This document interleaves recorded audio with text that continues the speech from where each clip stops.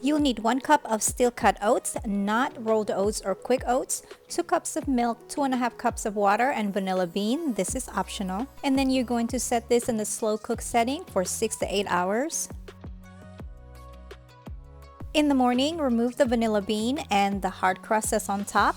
You're going to cut the vanilla bean in half and scrape the seeds if you are using it. Give this a stir, and then I'm going to just add it in their bowls and add some cinnamon on top. For the toppings, I am using yogurt, coconut flakes, walnuts, peanut butter, granola, white chocolate chips, milk, bananas, strawberries, and blueberries. And please also note that this was for the family and not just the kids.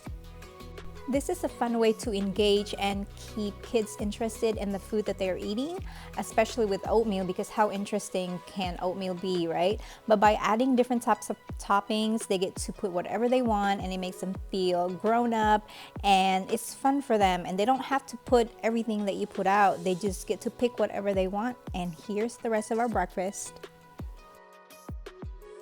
Into a blender, add 1.5 cups of frozen blueberries, 1 cup frozen cauliflower, 2 frozen bananas, 2 teaspoons of blue butterfly pea powder, 1 tablespoon of hemp seeds, and about a 1/3 cup of milk. You may need to add some more. So the thing about smoothie bowls is because you don't use a lot of milk, it's kind of hard to blend. You'd have to stop, push it down, add some more milk if need be, and it can take a little time, but any blender will be able to do this. You just have to keep taking it off the blender, pushing it down, add more milk, and you'll have yourself a smoothie bowl. Into a hot pan, add about 1 teaspoon of sesame oil and add the shrimp. Lightly season with salt and pepper. You don't want to over season this because the broth will be salty, and you're going to cook this for about 2 minutes per side. We're just trying to add some color here. Then you're going to remove it from the pan, and then in the same pan add some ginger, garlic, the white part of green onion, and you're going to cook this for about 2 minutes. Next, add about 3 cups of broth, add the miso paste, soy sauce, and another teaspoon of sesame oil. And you're going to stir this until the miso paste is smooth.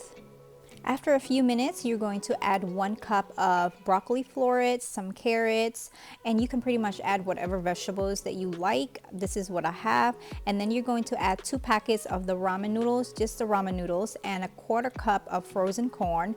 Add the shrimp back in there, and we're going to cook this for another 2 to 3 minutes until the ramen noodle is done. Before you put them in the bowls, please make sure you taste for seasoning. If you need it saltier, add some soy sauce, add more broth if you want it to be a little thinner. For the toppings, I'm going to add some thinly sliced nori, furikake. You can also add sriracha if you want it spicier, and this is completely optional, but just add a drizzle of sesame oil right on top. This is probably one of our favorite easy dishes that I like to make when it's cold outside, and you can always add whatever protein that you want. It doesn't have to be shrimp, it can be chicken, or you can just keep it vegetarian by just adding some boiled eggs. Season both sides of your chicken with a little bit of salt and adobo seasoning. Here I'm using skinless bone-in chicken thighs, and if you have time, marinate this for at least 30 minutes. If not, that's completely fine, and you can just begin the cooking process. Add a little bit of oil into a hot pan. I'm using avocado oil, and you're going to want to sear this chicken for about 5 minutes on each side. You also want to make sure that you don't overcrowd your pan when searing. It took me 2 batches to cook 8 thighs, and I just want to make sure that it's going to have that nice searing color on the outside of the chicken. After you remove your chicken, you're going to add some onion, bell pepper, garlic, and cilantro. Add a pinch of salt and cook this for about 4 minutes or so. Now add 1 cup of basmati rice that you have rinsed and let this cook for about a minute or so. After the rice has been toasting for about 2 minutes, add your seasoning. Then you're going to want to add your tomato sauce and chicken broth.